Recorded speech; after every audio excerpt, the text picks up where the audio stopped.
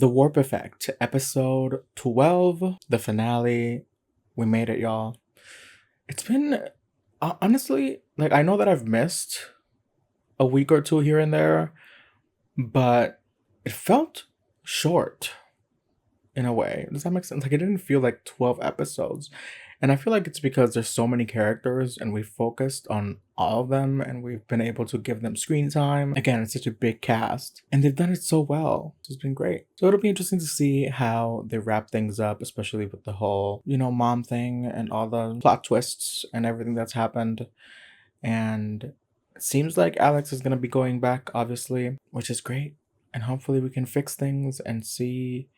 how we can maybe avoid certain things as well. We'll see. I really enjoyed it. Also, I apologize. I'm reacting at night. I usually don't, but I've had a very hectic, crazy week and busy, and it's the only time I have to record. And so if y'all hear outside noises and loud noises or something, apologies. Yeah, I'm ready. I'm excited. Episode 12. Let's go. สลันเป็นพ่อแท้ๆของแกของขวัญของคุณเนี่ยคือกล้องโพลารอยด์ใช่ไหมอะไรสิก่อนแต่ถ้าเกิดมึงทำให้เขาจูบมึงได้คำสาปมึงก็จะหายไปให้โอกาสเราได้ไหมจีนเราเคยคิดว่าเราจะยกโทษให้แกได้แต่เราทำไม่ได้เว้ยเราท้องมันมีอยู่ทางเดียวแกย้อนกลับไปในอดีตดิเผื่อแกจะแก้อะไรได้คุณช่วยเก็บกล้องนี้ไว้ได้ไหม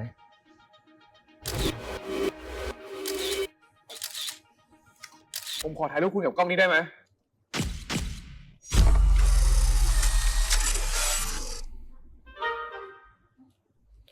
I wonder what taking the picture of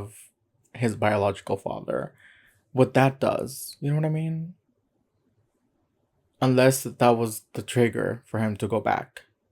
Maybe. And that's it.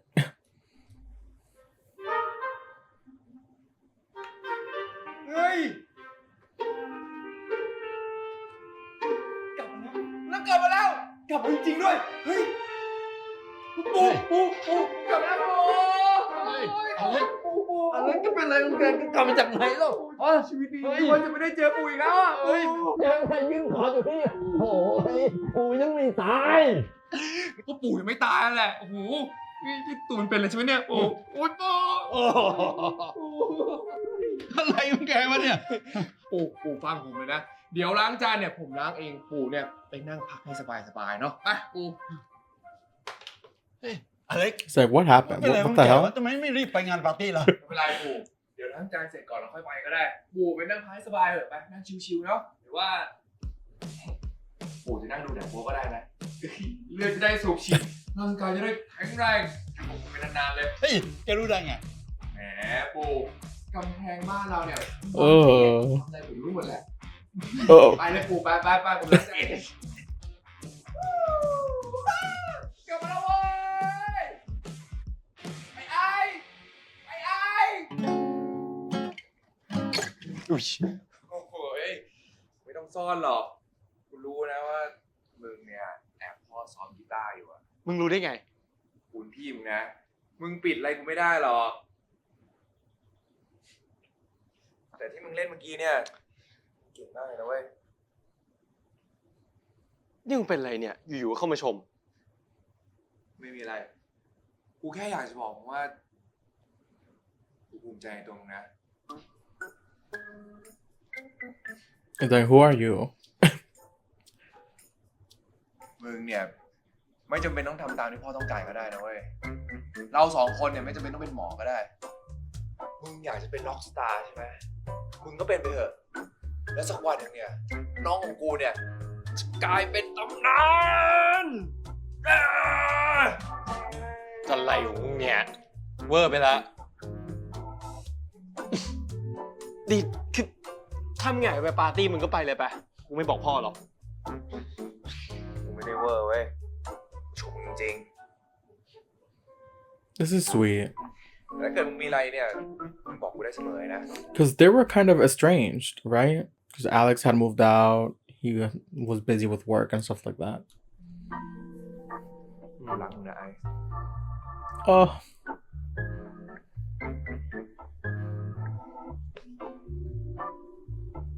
เชื่อกูนะเว้ยวันหนึ่งมึงจะกลายเป็นพ่อที่ดีเมื่อถึงเวลาที่เหมาะสมไปขอกอดหน่อยดิไม่ได้กอดนานละเฮ้ยน้องรัก อ๋อ กูต้องรีบไปก่อนนะเว้ยมีอีกหลายอย่างเลยที่กูต้องรีบแก้ไขอ่ะ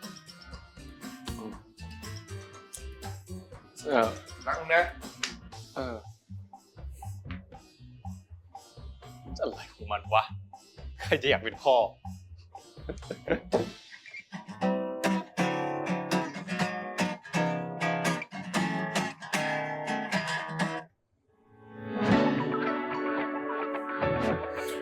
We're gonna let the intro play because this is one of those intros where I really like this intro. I know I've skipped it. I always skip it for like after the first episode, but let's watch it.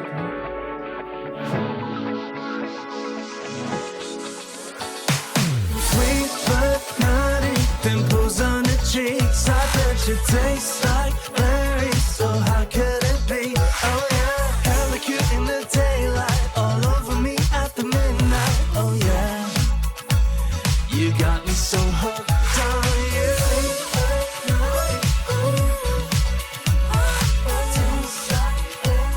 You got me so hooked on you.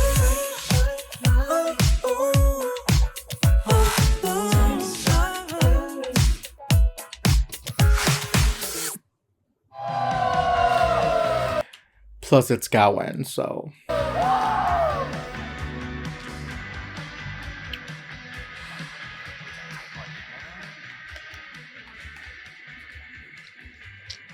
Ew.โอ้ยอิวเฮ้ยมึงนี่ตอนเด็กนี่มันดีกว่าตอนโตเยอะเลยว่ะอิว Boy. อะไรของมึงวะ มึงมาช้าทำตัวประหลาดอีก นี่มึงดู ไอ้เจไดเมาแล้วเนี่ย He looks exactly the same.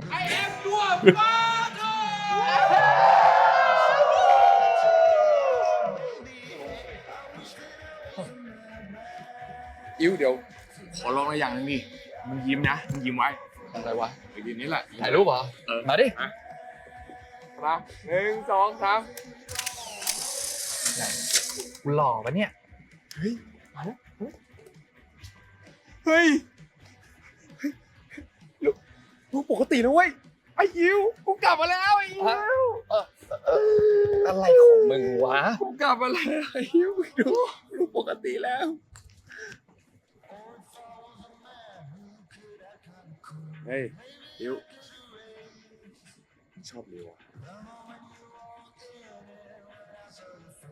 สวยขนาดเนี้ยใครจะไม่ชอบอ่ะ ก็นั่นดิมึงก็เข้าไปจีบเขาเลยดิ พูดอะไรของมึงเนี่ย มึงก็รู้อยู่กูกับเขาคนละชั้นกัน ไอ้อิวเชื่อกูนะเว้ยมึงเนี่ยเจ๋งจะตายไปไหน จีบไหม ไม่เอาไอ้เล็กไม่เอา กูขอร้อง เล็กกูว่าเล็กไม่เอากูขอร้อง อย่าเลยนะไปไม่เอาเล็ก หลิวนี่เพื่อนเรานะชื่อซีอิวมันเนี่ยชอบหลิวมานานแล้วมันเป็นคนรักจริงแล้วก็จริงใจนะนั่นอาจจะมีพฤติกรรมอะไรบางอย่างที่แบบไม่ค่อยเหมือนคนอื่นเท่าไห Don't ร่ say อะ that. แต่ว่าหลิวจะอยู่กับมันได้นะ มันทั้งขี้อ้อนทั้งน่ารัก คิดซะว่ามันก็เหมือนหมาตัวนึงแหละนะ เล็ก มึงเปรียบเทียบกูกับหมาได้ไงเนี่ย เฮ้ยเอาหน้าวันหนึ่งเนี่ยมึงจะเข้าใจเองนะแล้วมึงเนี่ยดูแลเอาใจใส่เขาดีๆนะมึงอะชอบเอาแต่ใจตัวเองรู้ป่ะไปดูแลเขา เล็ก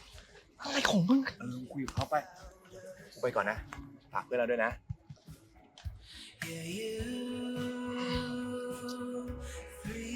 I would murder my friend if he ever.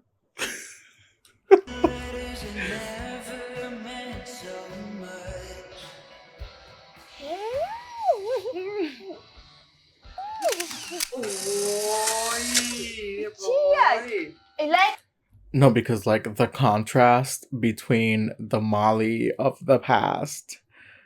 and the Molly of the future, like, ooh, I mean, I know it's technically just the hair, but still. ถ่ายอะไรของมึงเนี่ย เอา So different. ก็สองคนนานๆทีจะมีโมเมนต์สวีทหวานกันก็ต้องตาเก็บไว้หน่อยสิวะพี่มารีสวัสดีครับ สวัสดีอเล็กซ์ไม่เจอกันนานหล่อขึ้นนะเนี่ย พี่ก็พูดไปพี่ก็สวยขึ้นนะครับ มีแฟนยัง โอ้โห อย่างมันเราจะมีแฟนแม่งรักษาพรหมจรรย์ เว้ยมันดีๆเว้ยมันดี เนี่ยรักษาพรหมจรรย์ก็มีแฟนได้ มีแฟนมีความรักแต่ไม่ต้องมีเซ็กซ์ไง ๆจริงพี่ผมก็คิดเหมือนพี่เลยนี่แล้วเนี่ยทั้งสองคนนะครับรักกันให้มากๆรู้ไหมฮะพี่เพื่อนผมไอ้นิ่มเนี่ยบางทีเนี่ยมันถึงจะแบบดูเป็นผู้หญิงจู้จี้จุกจิกดูขี้บ่นนะแต่จริงๆแล้วเนี่ยมันเป็นห่วงพี่มากนะไอ้นิ่มมึงอะบางทีก็ยอมพี่เขาบ้างคบกันมาตั้งนานแล้วเวลาจะทะเลาะกันอะไรเนี่ยก็ถอยกันคนละก้าวนะถ้าเกิดเดินหน้าเข้าไปอย่างเดียวเนี่ยมันก็มีแต่พังเข้าใจป่ะแล้วมึงก็ต้องชมพี่เขาบ้างนะความรักเนี่ยมันต้องมีระยะห่างกันบ้างมันถึงจะพอดี เฮ้ย เดี๋ยวนะไอ้เล็ก นี่มึงมาโดนตัวไหนมาวะ แม่งพูดโคตรดีอ่ะ ธรรมดาปะวะพี่มอลลี่มีอีกเรื่องหนึ่งครับพี่มอลลี่พี่ไม่รู้สึกอะไรกับผู้ชายใช่ไหม ไอ้อเล็กมึง เฮ้ยไอ้ดิมใจเย็นก่อนไอ้ดิมพี่มอลลี่พี่เนี่ยโคตรเซ็กซี่เลยพี่มั่นใจในตัวเองไว้นะแล้ววันหนึ่งเนี่ยพี่จะกลายเป็นนางเอกหนังแล้วคุณยัง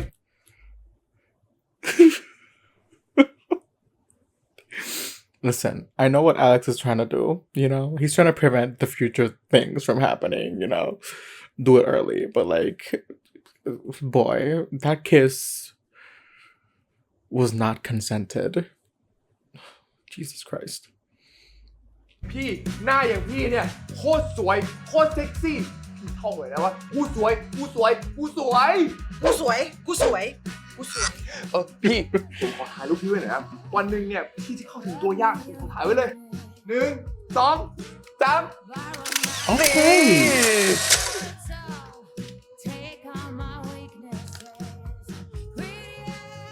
เฮ้ยลูกเป็นปกติเว้ยเฮ้ยลูกเป็นปกติแล้วเว้ยพี่วันนี้ลูกปกติแล้ว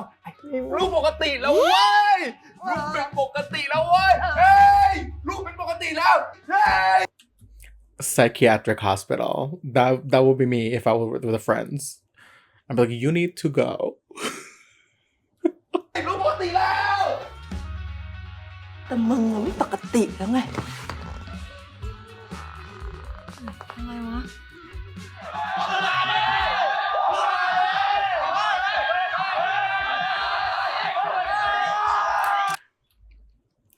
Correct me if I'm wrong. Was Molly in the beginning, you know, whenever they asked Alex for the kiss in like the first episode, they were trying to experiment, right? But I can't remember if later on they said that they were okay with any gender. Like I'm wondering if Molly's pansexual. I just can't remember if they made that clear or not. Because right now, Alex kissed Molly and was like, you don't feel anything, right?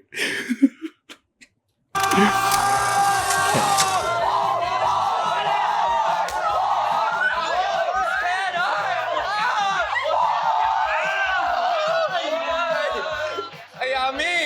คิดถึงว่าเฮ้ยคิดถึง นี่อะไรของไหนเวอร์จิน เฮ้ยกูแค่จะบอกมึงว่ากูชอบความเป็นตัวเองของมึงนะมึงรักใครชอบใครเนี่ยก็บอกเขาไปตรงๆเลยเว้ยมึงแคร์เขามากๆนะแล้วความรักเนี่ยมันก็ไม่ได้เกี่ยวกับเซ็กอย่างเดียวเข้าใจป่ะโจถ้าเกิดมึงจะมีเซ็กเนี่ยไม่จำเป็นต้องสอดใส่ก็ได้มึงมีข้างนอกก็มีความ I'm suffering from secondhand embarrassment. Like, I understand what's happening, but like, I feel like I would have done it a different way. Because he's really going up to these people in front of everybody and like saying these things. And like, there's no context. So again, Joe might not even realize that that's something that he's gonna have to worry about in the future. Molly with the confidence thing, like ความสุขได้เว้ย มึงพูดที่อะไรของมึงวะ ใครเอาการใครต่อใส่ เฮ้ย กูพูดเรื่องจริงนะเว้ยเดี๋ยววันหนึ่งมึงก็จะเข้าใจอ่ะ เข้าใจอะไร นะเว้ย2 คนเลย ไอสัตว์นี่มานี่เด้มานี่มานี่เด้มานี่เด้ไม่หลบเด้1 2 3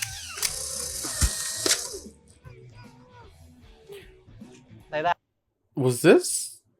before the Gene, the thing with Gene?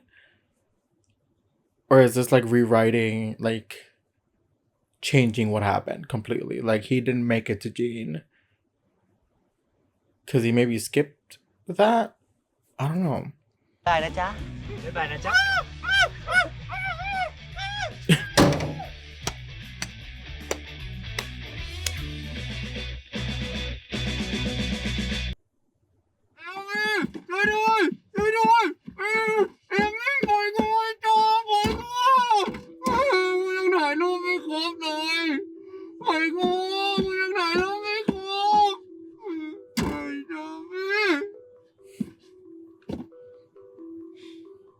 Sorry,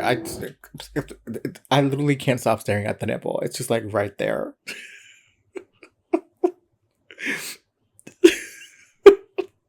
Like if you go back to, I'm literally just staring at it anyway. Oh.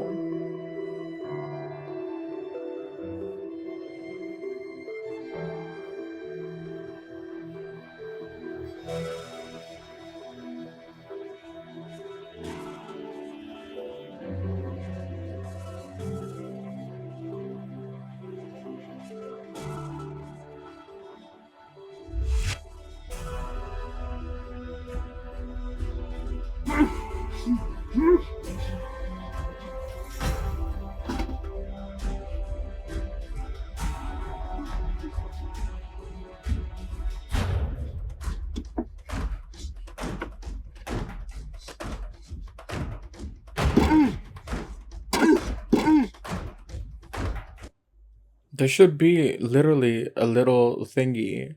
to open it from the inside. The little latch. You just have to like, not me trying to explain this. Anyway, just use your finger.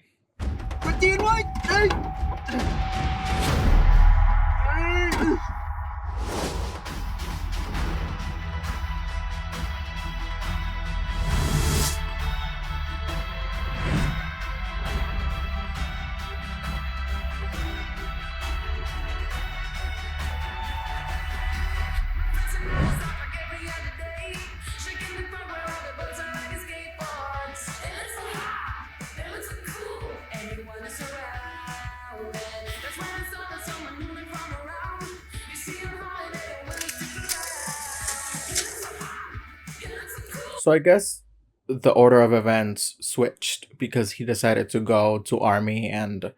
Joe, and then they did that, but then he went back. เฮ้ยปกตินะเว้ยเฮ้ยนี่ออกมาเลยออกมาเฮ้ยปล่อยมือไอ้จับอะไรแอดลงมาดิมา อะไรอะเล็กชอบเราเหรอถึงห่วงเราแบบเนี้ยนะ เปล่าเราแค่อยากจะบอกแคทว่าแคทเนี่ยอยากสนุกกับชีวิตใช่ไหมก็ใช้เต็มที่ไปเลยนะแต่ว่าแคทเนี่ยต้องไปเรียนศิลปะป้องกันตัวบ้างนะเพราะว่ามันจะมีพวกผู้ชายเร็วๆอยู่เนี่ยที่มันไม่เคารพการตัดสินใจของผู้หญิงอยู่ พูดอะไรของเธอนะฮะแล้วก็ขอบใจนะฮอตเนยขอจูบเลย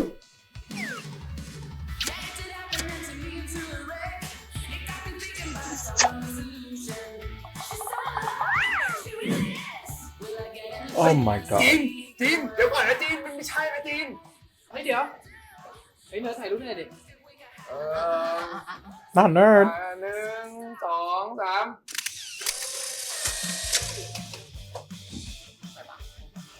Honestly, goals. ปกติแล้วเว้ยแล้วนี่2 คนอ่ะอย่าลืมไปฉีดวัคซีน HPV กันด้วยนะ HPV ชื่ออะไรมึงวะชื่อซูเปอร์ฮีโร่อะ โอ้ยไม่ใช่ HPV มันคือโรคแต่ถ้าเป็นผู้ชายอ่ะก็ไม่ต้องฉีดป่ะ นี่ HPV เนี่ยมันเป็นโรคนะแล้วก็มันติดได้ทั้งทุกเพศเลยนะไม่ว่าจะเป็นเพศไหนอ่ะ แล้วเวลามีเซ็กเนี่ยก็มีเซ็กกันอย่างปลอดภัยนะ ไม่ว่าจะมีกันเองหรือว่าจะมีกับคนอื่นๆนะจะได้ไม่ต้องมาโทษกันว่าเอามาจากไหน หมายความว่าไงอ่ะจะมีคนอื่นเหรอ บ้าไม่มี พูดมาเดี๋ยวนี้นะแล้วทำไมเขาถึงพูดแบบนี้ ไม่มี พูดมาเดี๋ยวนี้ ไม่มี สารภาพ ไอ้เนิร์ดมันมั่วไอ้เนิร์ดมึงกลับมานี่ก่อนไอ้เนิร์ด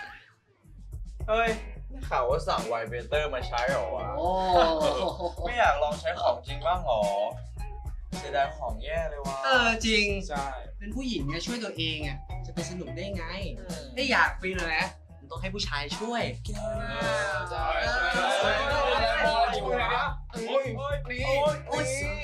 ทำไมวะเขาจะช่วยตัวเองเนี่ยแล้วพวกมึงไปเกี่ยวอะไรด้วยฮะพวกมึงเนี่ยบางทีอาจจะทำให้เขาไม่เสร็จก็ได้ไอ้ทุกอย่างเนี่ยมันไม่ได้เกี่ยวกับจูอย่างเดียวเว้ยมันมีอย่างอื่นที่แทนจูได้อีกเยอะเลยเข้าใจเปล่าเข้าใจเปล่าเข้าใจเปล่า He's really waving it around. I would have preferred for this scene to be still Jean who did that, but I mean, I guess it makes sense in the narrative for Jean to see him do this, you know. จริงด้วยจริงกูก็สิทธิ์กูวะแหม กูแค่ล้อเล่นเปล่าวะ Whack them again with the อะไรเนี่ย ล้อเล่นใช่ไหมถ้าเกิดกูล้อจูบมั้งนะล้อเล่นปะล่ะ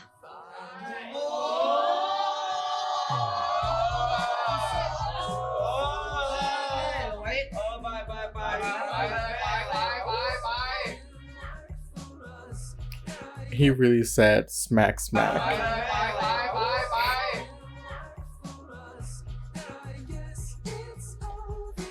ขอบใจทั้งคู่มากเลยนะ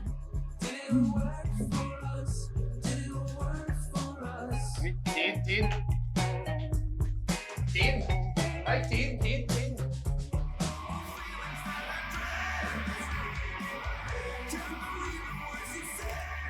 How did she just have that with her at the party and the guys saw her with it? I'm just trying to think of the logic of like, why would she have it there?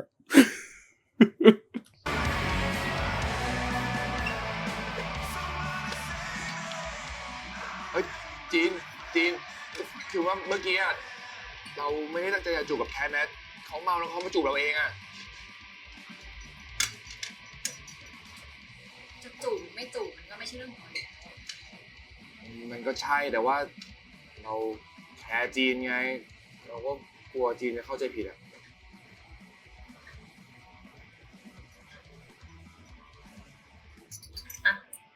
กินให้หมดดิปวด หมดเนี่ยนะ Is this how he's gonna get drunk?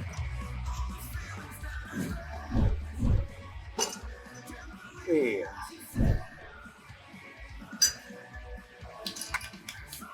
เยี่ยมยอด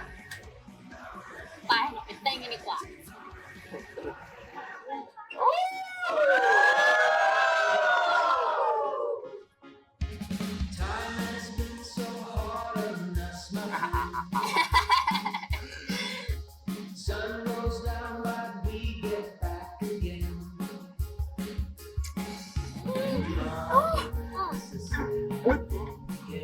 จีนเดี๋ยวจะอ้วกแล้ว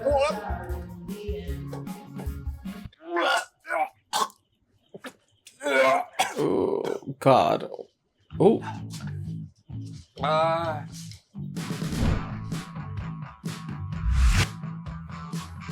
Why would they do it in front of a window that's wide open? Unless because of the talk, they're just like they don't care.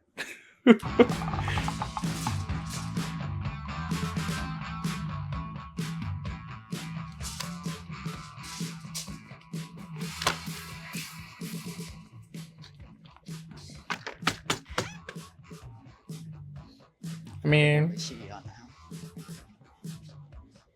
เฮ้ยไอ้นัทไม่ได้เว้ยเพื่อนห้องนี้มันซ่อมอยู่ว่ะไปเข้าห้องนู้นไปซ่อมอยู่มันซ่อมอยู่ คนปวดฉี่ก็ไม่ให้ฉี่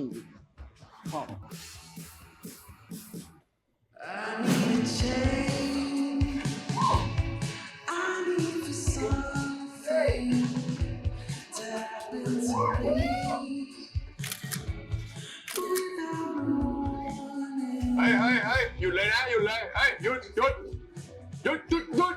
ฮ้ย ว้ยหยุดถ่ายเลยเฮ้ยนี่เอามือถือมาลบอะไรรูปเมื่อกี้ที่ถ่ายไงมานี่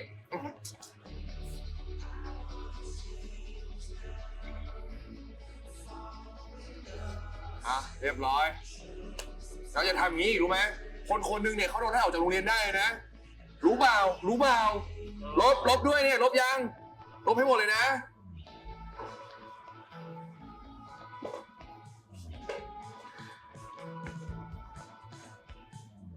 ไปหาอะไรทำสนุกกันป่ะ อะไรอีกอะจีม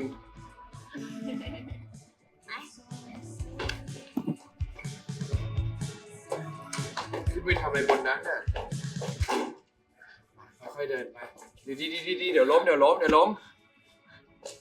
เฮ้ยอะไรอะจีน รู้ให้เราหน่อย ใส่เสื้อก่อนเดี๋ยวเราถ่ายให้ ไม่ใส่ถ่ายแบบนี้แหละ จีน แกพาว เฮ้ นะ ยโอเคเดี๋ยวถ่ายให้อยากแก้ผ้า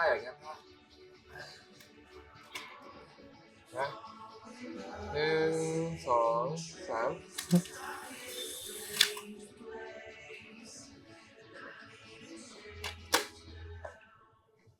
เฮ้ยไอ้จีน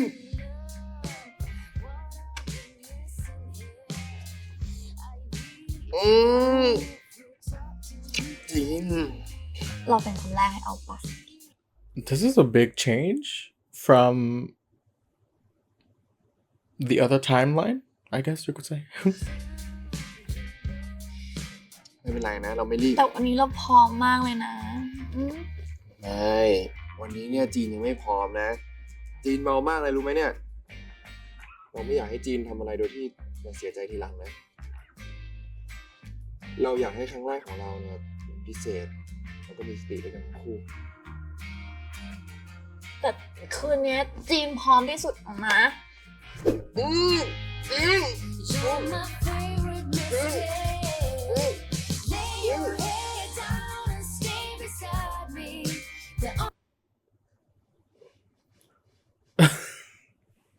จีน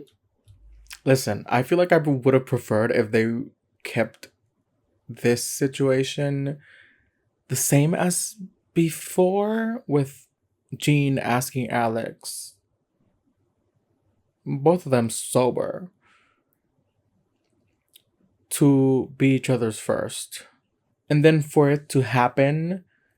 but happen differently than how it happened in the past. Instead of just like having Jean get drunk and then playing it for comedy. Like, I understand it's just to show like Alex saying, you know, we have to be sober and also we're not in a hurry, we can wait. But I feel like a full circle moment would have been for it to happen, but happen in a more healthy, better way with both of them being sober, you know?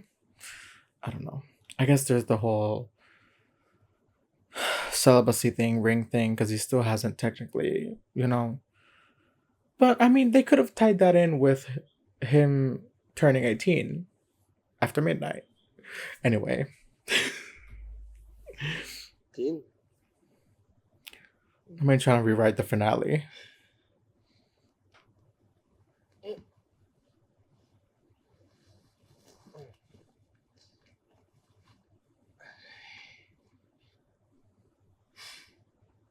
Another reason why I think it would have been good to kind of circle back to that was because one of the criticisms that I feel like I have about this show, and it's not a lot because it's a really great show, but is that Alex and Jean's relationship doesn't feel fleshed out. You know what I mean? Like, I never felt like they were in love with each other. The only thing that I felt from the beginning and like certain moments that we've seen is like a crush, you know, those cute moments when they were all together taking pictures and stuff like that. But then technically we never really saw anything else other than those few moments of them together, spending time together in high school. So I never bought the whole like them being in love and stuff like that. Because if you really think about it, Alex, when he had the chance to be in a situationship with Kat, he took it in the other timeline. And like he did all these different things and he kind of discarded Jean So I feel like in the first place, there weren't really feelings there. You know what I mean? But I guess the show is trying to show it as because of things going that way in the other timeline, he realizes that he did have feelings for Jane. But again, I feel like we needed more to be able to buy that.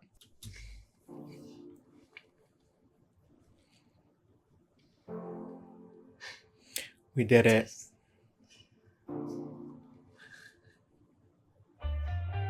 When the time's right, we're gonna get all that's good.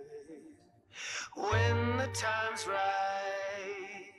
oh, when the time's right. Get inside this dream that we've always had. Oh, gotta get inside that dream where it's all said. When the time is right. Happy birthday. ช่วงนี้อเล็กซ์เหมือนผีเข้าเลยเห็นมันเมื่อวานเห็นมันวิ่งเข้ามากอดปู่บอกรักปู่นะ ผมก็โดนนะ เรียบร้อยครับทุกคนมาแล้ว นี่ไข่ดาวแล้วก็ไส้กรอกเหมือนเดิมเลยมาทานกันเลยเอ้ยไอ้เนี่ยกินเยอะๆนะของมีประโยชน์เนี่ยจะได้บำรุงสมองอ่านอะไรเนี่ยมันจะได้เข้าหัวเนาะส่วนพ่อนะครับพ่อก็กินผักเยอะๆนะครับนี่ไอ้พวกคอเลสเตอรอลอะไรพวกนี้มันจะได้ลดลงแล้วพ่อก็ไปตรวจอยู่บ่อยๆด้วยนะเรื่องคอเลสเตอรอลเนี่ยส่วนปู่เนี่ยก็ออกกำลังกายเยอะๆนะครับจะได้ฟิตอยู่ตลอดเวลาว่าเรา4คนเนี่ยไปตรวจสุขภาพประจำปีพร้อมกันเลยดีกว่าครอบครัว4 Wheels ของเราเนี่ยจะได้อยู่กันไปนานๆเลยไง กินเยอะๆกินเยอะๆไป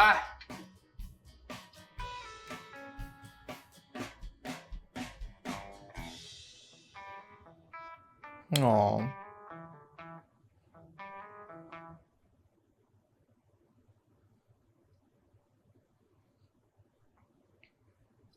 นี่ทำไมมึงถึงยังไม่ไปโรงเรียนอีก มารอมไงแล้ว รอกูไม่ต้องรอก็ได้เดี๋ยวให้พ่อไปส่ง เดี๋ยวกูไปส่งเอง แล้วตอนเย็นเนี่ยกูจะพาไปร้านกีตาร์ด้วยสนใจปะจริงปะเฮ้ยเรื่องนี้เนี่ยกูไม่บอกพ่อหรอกเรื่องนี้กูจะเก็บไว้เป็นความลับระหว่างเราสองพี่น้องล้อหลังโอเคปะนี่มึงใช่พี่กูจริงปะเนี่ยมึงเหมือนทะลุออกมาจากมิติเลยกูเนี่ยทะลุมิติเวลามาเพื่อที่ทำให้มึงเนี่ยกลายเป็น rockstar จ้า He's not lying. อะไรของมึงวะเนี่ยเฮ้ยฝั่งซ้ายเราได้ดิเฮ้ยโทษทีว่ะกูลืมเปิดกุญแจ กูเชื่อแล้วมึงพี่กูจริง ได้กินวะพร้อมไหมมาพร้อมนะเว้ย I don't know why, but that felt a little improvised. ไปรู้มิติเวลากันเลย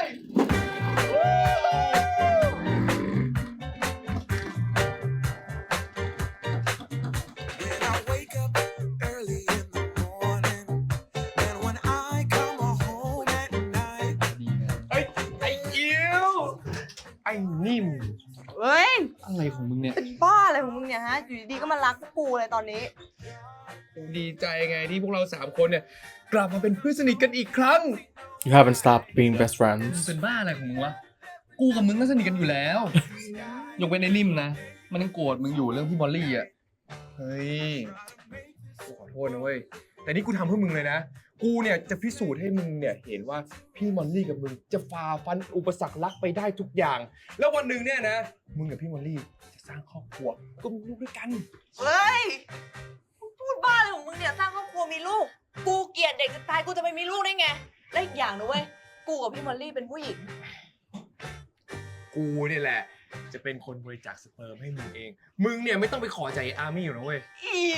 เล็กมึงพูดอะไรเนี่ยกูจะอ้วกไม่เอา I don't know. I kind of really liked the army storyline of him wanting to be a dad and kind of having that whole situation. Like I feel like it would have been great if Alex was like, actually, you can ask Army. อามี่มันเกี่ยวอะไรด้วย โอเคปะวะ กูว่าเซลล์สมองมึงน่าจะมีปัญหานะ เฮ้ย กูสบายดีเว้ย เอาเป็นว่าถ้าเกิด ถึงวันนั้นขึ้นมาเนี่ย มึงมาขอความช่วยเหลือจากกูได้นะ กูเนี่ยรักเด็กมาก โอ้ย แล้วมึงล่ะอิวกับหลิวเนี่ยเป็นไงบ้างวะ มึงเนี่ยไปเห่าใส่เขาหรือยังไอ้เล็ก กูไม่ใช่หมาเว้ย Barking. วันหนึ่งเนี่ย มึงก็จะเป็น บ้าปะเนี่ย อะไรของมึง อะไร เนี่ย ของมึงวะไอ้เล็ก when we used to be in love. You know, last episode when I said that I felt like Alex didn't really have to intervene. Like, yes, the pictures, because obviously they're important and they have to be like, you know, the normal pictures and stuff like that. But like, feel like these comments that he's made about certain things that that's happening in the future. I know that it's because he wants to prevent certain things, but like, I feel like he didn't really need to, because with the flow of time, those moments would still happen. You know what I mean? The good and the bad ones. But I feel like they would get resolved, like we saw them being resolved throughout the episodes of the show. Does that make sense? Because it's almost like Alex is this like omnipotent presence that because of these things he's saying, he's gonna fix these huge parts that would have happened in the future, if that makes sense.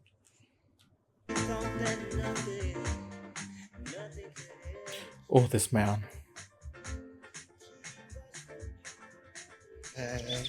เฮ้ย เฮ้ยไอ้เหี้ยเล็กนี่มึงไม่เข็ดอีกเหรอ ทำไม มึงจะทำอะไรกูอีกเหรอ มึงจะจับกูยัดท้ายรถอีกหรือไง กูจะทำมึงมากกว่านั้นอีกเว้ย ถ้ามึงไม่หยุดพูดและเดินออกไปภายใน10 วินะ 10 วิเองเหรอ ว้า 10 Shut up. I can't. 8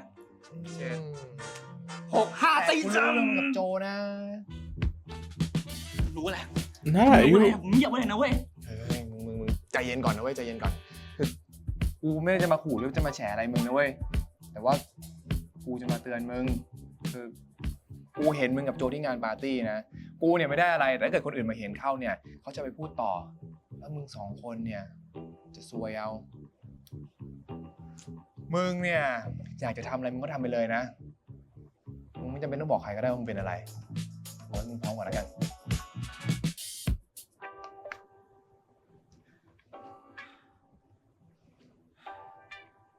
แล้วมึงแน่ใจนะว่ามึงจะไม่บอกเรื่องนี้คนอื่นนะ กูจะบอกคนอื่นทำไมวะ เรื่องเซ็กเนี่ยมันก็เป็นเรื่องของคนอื่นนะกูจะไปเสือกทำไม แต่กูว่านะ มึงอ่ะไปหาทางลงกับโจให้ได้ก่อนเถอะ ไม่มีใครเขาเป็นได้ทุกอย่างเหมือนมึงนะเว้ย สู้ๆนะเบบีเบบี It's funny how Alex just became completely comfortable with like that side of his and Army's relationship in the other timeline, and like he's bringing it into this timeline. So if I feel like it's gonna eventually get to that type of friendship that they had, you know.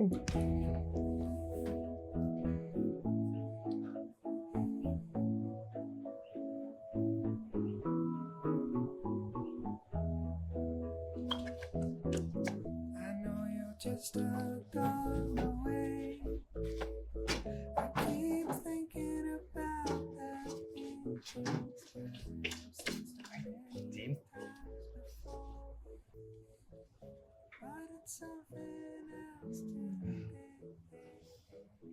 เรามีอะไรจะถามอ่ะ อะไรอ่ะ เมื่อคืนเกิดอะไรขึ้นหรออยู่ภาพมันก็ตัดไปเลยอ่ะ เมื่อคืนเหรอ ก็หลังจากที่เราไปช่วยบอสซัมกันอะจีนเนี่ยก็ให้เราซดเหล้าเต็มที่เลยนะ จีนเองก็เมาด้วย เมาขนาดปล่อยตัวเนี่ย เดินขึ้นไปเต้นบนโต๊ะนะ ถอดเสื้อแล้วโยนลงมาเลย แล้วนี่มีใครถ่ายอะไรไว้ป่ะ โอ้โห จะเหลือถ่ายกันไว้เต็มเลย เฮ้ย แต่จีนไม่ต้องห่วงนะ เราเนี่ยไปตามลบให้หมดแล้ว โหโคตรโชคดีเลยว่ะรู้ไหมถ้าหลุดออกไปนะ พอออกข้าวเราตายแน่นอน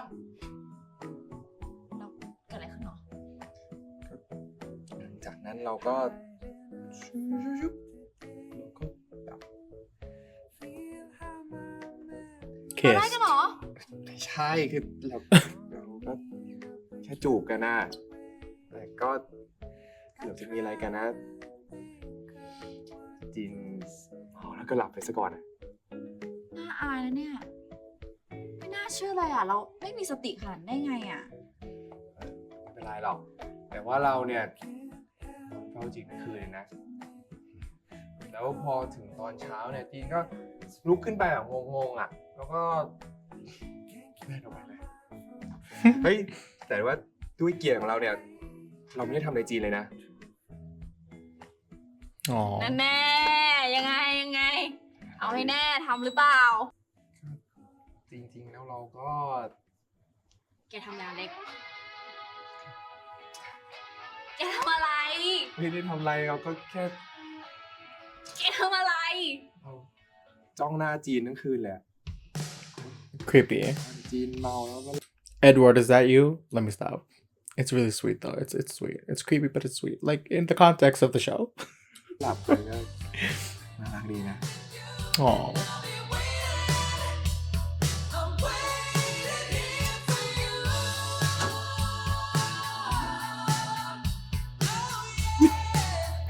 Why is she?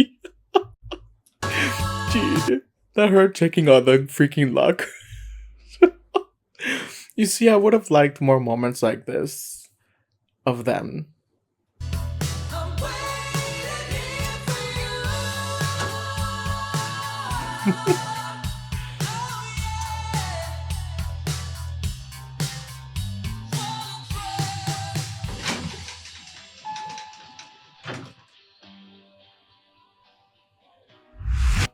Liu ทำอะไรอ่ะ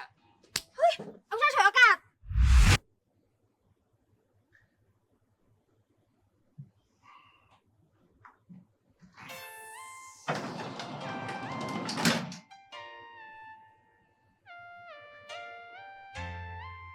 สวัสดีหลิว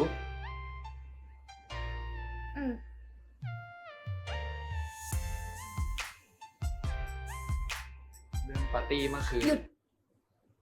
เราแค่จะบอก ไม่ต้องพูด เราแค่จะบอกหลิ ฉัน ว บอกไม่ต้องพูดไงฉันอาย อายอะไรอะอายที่จูบคนอย่างเราเหรอ Aw. คนอย่างเรามันแย่มากเลยใช่ปะถึงไม่กล้าบอกกับเพื่อนให้รู้ว่าเราจูบกัน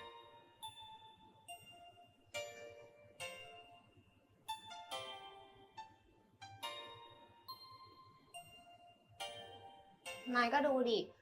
เราต่างกันขนาดไหน ยังไงก็ไม่เวิร์กหรอก ทั้งสังคม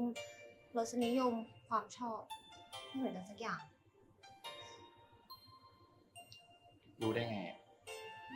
For now. บางที ถ้าหลิวคบกับเราอะหลิวอาจจะรู้จักตัวเองมากขึ้นก็ได้นะ แล้วก็อย่าให้คำพูดของคนอื่นนะมาทำลายความสุขของตัวเอง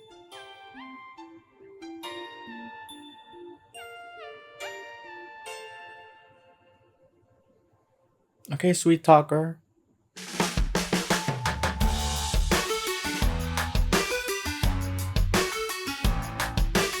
Every relation is a struggle these days. Try to keep them alive, but we throw them away. Love should be a joy. Every relation is a struggle these days. Try to keep them alive, but we throw.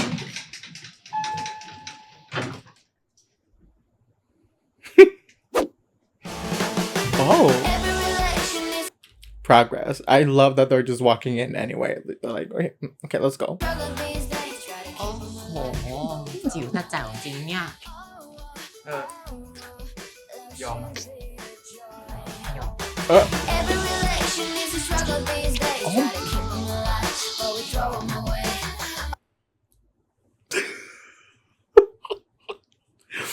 Can y'all relax? Oh my. Relation is a struggle these days. Try to keep them alive, but we throw them away.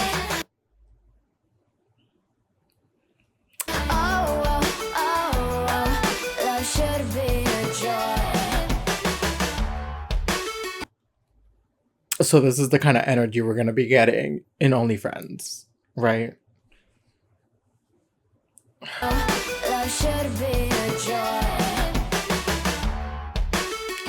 What if like Mark was trying not to laugh? They're going so hard.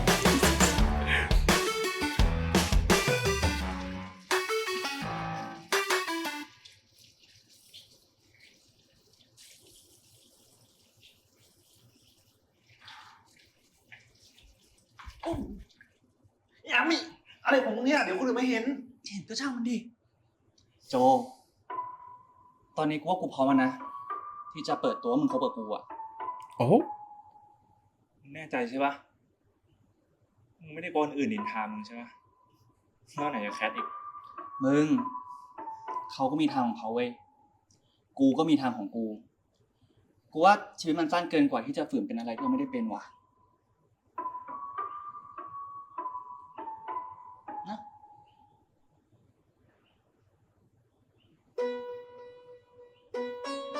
Oh my god. ที่มึงจะทำไปเนี่ย ที่มึงชอบไงกูทำแบบนี้ทีไรนะมึงก็ใจอ่อนให้กูก็มึงไม่รู้จุดอ่อนกูไงแต่แค่ภายนอกนะ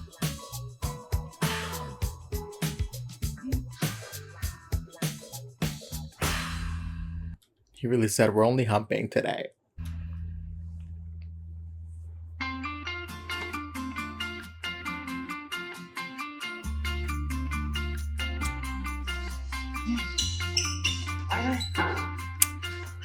Oh.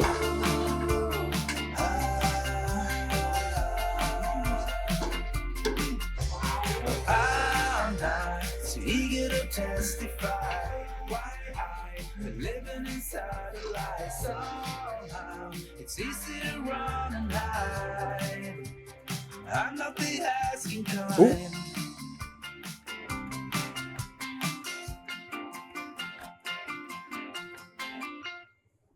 How is this gonna go? Is he gonna... อาจารย์ครับอ้าวอเล็กซ์ทำอะไรเนี่ยเฮ้ยเดี๋ยวก่อนได้ข่าวว่าเมื่อคืนเนี่ยเป็นปาร์ตี้บ้านเจไดใช่ไหมระวังด้วยนะป้องกันด้วยอ่ะ โอ้โหไม่ต้องห่วงนะครับ เรื่องนี้เนี่ยเซฟตัวเองอยู่แล้ว ดีมาก จะมีเรื่องอะไรเปล่า ก็ไม่มีอะไรหรอกครับ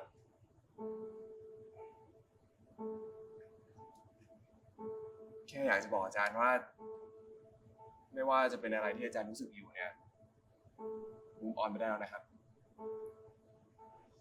ผมว่าคนในอดีตของอาจารย์เนี่ยเขาคงไม่มีอะไรต้องเป็นห่วงแล้วครับเขาคงให้อาจารย์แล้วแหละ I mean, I feel like that's like a dead giveaway. แล้วก็เดี๋ยวไว้มีเวลาว่างๆเนี่ยเราไปถ่ายรูปกัน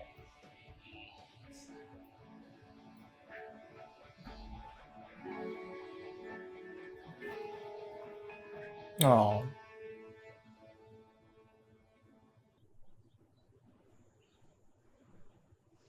เฮ้ยตั้งเป็นไหมเนี่ยไม่ได้ช่วยเลยไปยืนในเฟรมก่อนไปดู ตรงนี้ปล่อยให้เป็นหน้าที่แต่กล้อง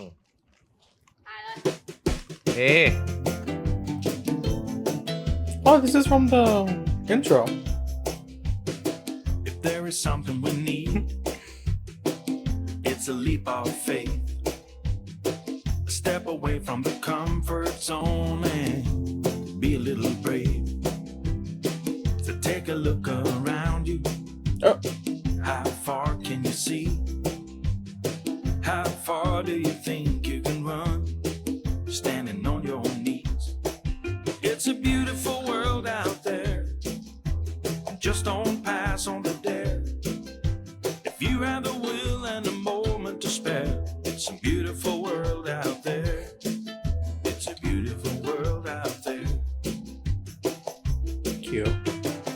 It can be a bit frightening. Something you don't know. You need a little enlightening. It'll make you grow. It's a beautiful world out there. Just don't pass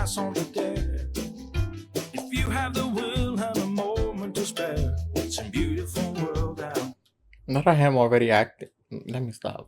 If you have the will and a moment to spare, it's a beautiful world out there.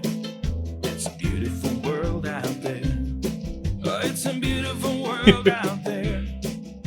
And just don't pass on the dare. If you have the will and a moment to spare, it's a beautiful world out there. It's a beautiful world out there. Oh, if you have the will and a moment to spare, it's a beautiful world out there. It's a beautiful world out there. เสร็จสักทีเนาะดีจังที่เราได้ทุกอย่างครบใน1 วันเลย ก็ดีใจนะ แต่ก็รู้สึกใจหายเหมือนกันนะจบไปแล้วไม่รู้ว่าเราจะได้เจออีกหรือเปล่า ยิ่งเราโตขึ้นเราก็ยิ่งมีภาระไม่แปลกหรอกที่เราจะลืมคนในอดีตที่เคยมีความทรงจำดีๆด้วยกันนะ แล้วแบบนี้จีนจะลืมเราเปล่าอ่ะจีนจะจำเราในแบบไหนอ่ะ ก็จำในแบบ คนที่ช่วยทำให้หนังสือรุ่นเสร็จไง เฮ้ยแค่นี้เองเหรออยากเป็นมากกว่านั้นน่ะ เพิ่มให้ก็ได้เป็นคนที่คอยดูแลเราตอนเราเมา เป็นคนที่คอยไม่ให้คนอื่นถ่ายคลิปถ่ายวิดีโอตอนที่เราเมาแล้วก็ขึ้นไปเต้นแก้ผ้าบนโต๊ะ เป็นคนที่เราหลับใส่ตอนที่เราเมาไง โอเคเลยอย่างนี้แต่ละอย่างเนี่ยโคตรน่าจำเลย แล้วอเล็กจะจำเราแบบไหนอะ เราเหรอเราจะจำว่าจีนเนี่ยเป็นผู้หญิงที่เก่งที่สุดที่เราเคยเจอมาเลยจำว่าจีนชอบต่อสู้เพื่อความถูกต้องแล้วก็เพื่อคนอื่นจำว่าเวลาที่จีนเมาแล้วเลื่อนขนาดไหนอะแล้วก็น่ารักขนาดไหนด้วยจำว่าเราชอบจีนมากแค่ไหน Oh, ก็ดีนะ มีแต่เรื่องดีๆทั้งนั้นเลยอะ you see, I can accept that here in this specific scene because of everything we've been through in terms of like the other timeline, the trap, just everything together. But throughout the show, it didn't feel as solid, if that makes sense. But it feels solid now because of that.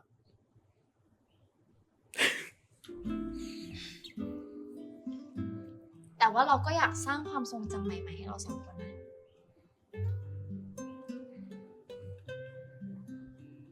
สร้างความทรงจำเรื่องอะไร ก็เรื่องปาร์ตี้คืนวันนั้นไง เรารู้สึกว่ามันยังค้างคาอยู่ยังไม่เสร็จอะเราเป็นคนแรกของกันและกันนี้ปะ Yes. จะเอาจริงเหรอ เอาจริงดิ ถึงเวลาถอดแหวนแล้ว Sorry, the music completely just like took me out of the scene. Is this a Christmas song that they're playing? GMMTV, they really like to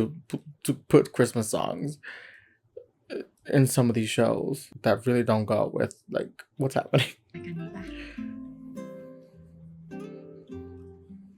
จะเอาจริงเหรอ เอาจริงดิ ถึงเวลาถอดแหวนแล้วแหละ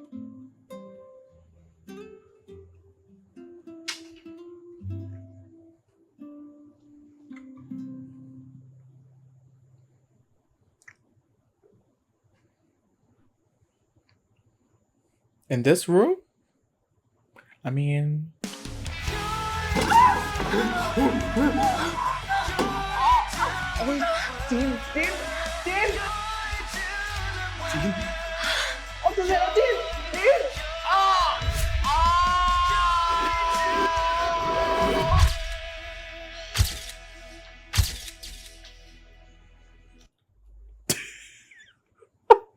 Sorry.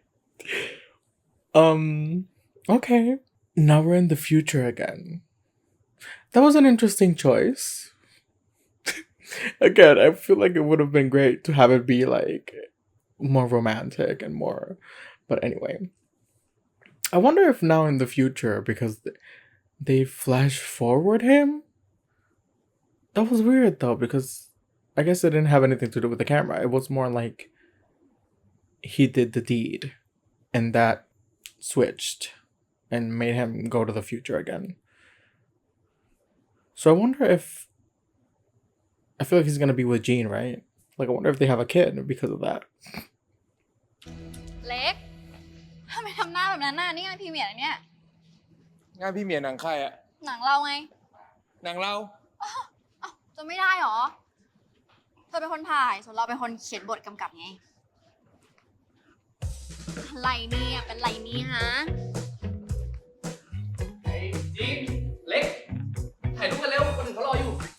So he didn't become a gynecologist. Molly? This standee of Molly? Oh my goodness. Ooh. thank you Okay. Ooh. Oh my god. Army and Joe. Nim and Molly. I mean, they all look great, but like. Oh, they look so cute. ยินดีด้วยนะโอ้ได้เป็นนางเอกเต็มตัวแล้ว เราโคตรภูมิใจในตัวเธอเลยว่ะ เธอก็เป็นแฟนนางเอกแล้วนะภูมิใจ Oh. เดี๋ยวมาโอ๊ยขอโทษค่ะ ไม่เป็นไรครับขยับมาก็ได้ครับ ที่รักนะเข้ามาเร็ว Oh, the start of something new. Cue High School Musical. Let me stop. เธอเขาตื่นเต้นอ่ะเขาไม่เคยมางานแบบนี้อ่ะ ไม่ต้องตื่นเต้นค่ะมาถ่ายรูปกันค่ะชิดอีกชิดอีก มึงอย่ามาเร็ว ปล่อย ไม่เป็นไรหรอกเร็ว Oh. เอ้า Oop. ตัวเองออกมาข้างหน้าหน่อยดิ กล้องอยู่ข้างหน้าเดี๋ยวก็ไม่เห็นหรอกยิ่งตัวเล็กๆอยู่ โอ้ยไม่เห็นเขาที่นี้เลยอ่ะ Oh.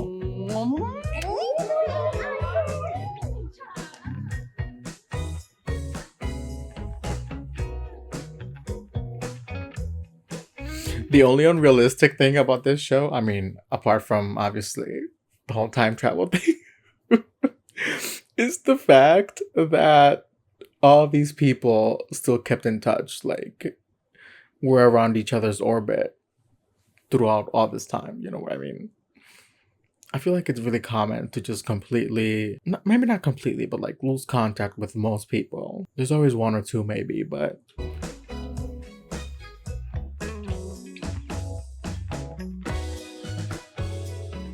เราดีใจนะ ที่ทุกอย่างกลับมาเป็นเหมือนเดิมแล้ว ฮะ อะไรนะ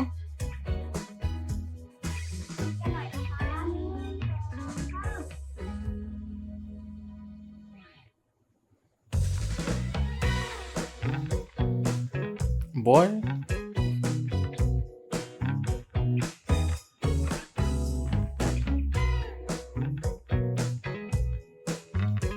Oh, Molly. Stunning. Oh. เอ้ย พี่ครับ โทษนะครับ ผมฝากกล้องโพลารอยด์ตัวนี้ถ่ายหน่อย เฮ้ย ไม่ได้ อะไรทำไมจำไม่ได้ ไม่ได้ก็นี่มันกล้องกู Sweet but naughty, dimples on the cheeks. I bet you taste like berries. So Okay. how could it be? Well, that was the warp effect. It was an interesting finale. I can't tell. It was satisfying. It was satisfying. But I can't tell if I don't know. I feel like underwhelmed a little bit maybe. But it was still satisfying. You know? Like we wrapped everything up and everybody's in a great place and we got to even see the future again, which I didn't think we were gonna see. It's also interesting that they did that because I feel like if I were Alex, I would have wanted to stay in the past. Like I wonder if he would go back. And again, these are questions that probably will never be answered. But like, cause he wants to enjoy his relationship with Jean. You know what I mean? He wants to see what that relationship is like. And have those moments, if that makes sense. But yeah, and that, and then a few things here and there with like Alex and like everybody's his stories and him just confronting everybody in like really interesting ways. And then the whole Jean thing, I guess in a sense, this show from the get-go has been kind of comedic and stuff like that. But I feel like it would have been sweeter if we had that Gene and Alex moment, that full circle moment, like I said, of them losing their virginities to each other in a more serious, romantic way, if that makes sense. But other than that, I feel like everybody else's stories, even the characters who had less screen time, like let's say Jedi and Rose, because I know that they really, shined in like 2 episodes in particular, I feel like. But even though they weren't the focus for a lot of the show, because they were an established couple, I guess it was really interesting to just kind of see glimpses into their storyline and just see them progress and get to the point where they got engaged. And I don't know, it's just a great storyline. Tony and Kat, the possibilities there, I think that's really cute, the way he was looking at her there. Nim and Molly are in a great place. Doesn't seem like Nim's pregnant, but who knows? Army and Joe, really early on being able to just be open and be together without feeling like they needed to hide it. Perfection. And then Singh's character and the girlfriend. God, why can't I ever remember their names? Jesus. They were in a great place too, Everything came around, and I'm really happy with how things turned out. I guess the finale, I was expecting it to be a lot more focused, I guess, on Alex and Jean's like romantic relationship and kind of mending things. But the way they went about it was like trying to warn everybody else about things that could happen in the future and trying to help them early on to prevent certain things. And then I guess not taking that step with Jean to avoid that heartache and that trauma from happening in the first place.